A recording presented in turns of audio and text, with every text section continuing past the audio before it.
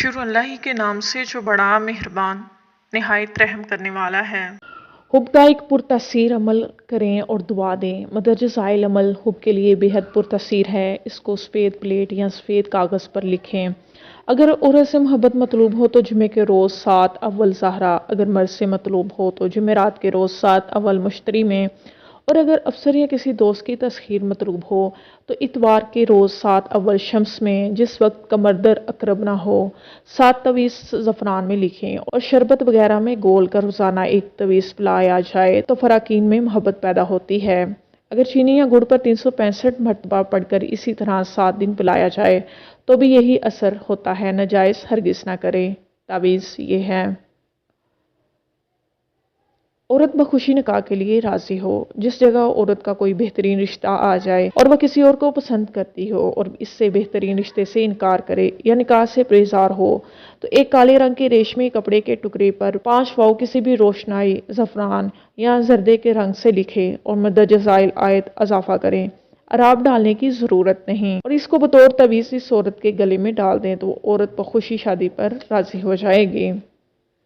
کماری عورت سے نکاح کے لیے برائے زوجہ صالحہ کنواری شادی کے لیے عبارت ذیل کو لکھ کر گلے میں ڈالے۔ یہ عبارت اگر شوہر بدکار ہو تو بیوی لکھ کر گلے میں ڈالے اور کنواری لڑکی نیک شوہر چاہے تو وہ بھی گلے میں ڈالے۔ بسم اللہ الرحمن الرحیم۔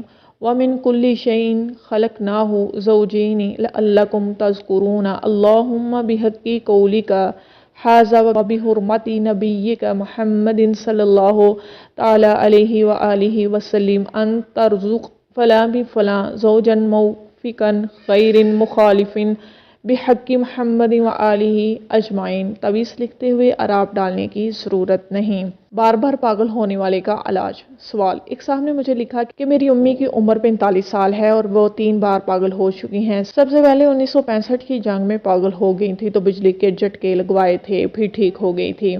اس کے بعد 1971 کی جنگ میں پاگل ہو گئی تھی تو پھر بجلی کے جھٹکے لگوائے، ٹھیک ہو گئی۔ لیکن اس سال جون میں پاگل ہو گئی ہیں، بجلی کے جھٹکے لگوائے ہیں لیکن کوئی فائدہ نہیں ہوا۔ ہم نے جھٹکے لگوانے بند کر دیے ہیں، صرف دوائی دے رہے ہیں۔ جواب: تو میں نے انہیں جواب میں لکھا کہ دیسی روشنائی سے مدرجہ ذیل 41 نقش باوضو لکھیں۔ نقوش کی خانہ پری ترتیب وار ہوگی، یعنی خانوں کے خطوط کھینچنے کے بعد بسم اللہ کا عدد اوپر لکھنے کے بعد سب سے چھوٹا عدد اس کے خانے میں سب سے پہلے، اس کے بعد والا عدد اور پھر اسی ترتیب بار اپنے خانوں میں درج کریں۔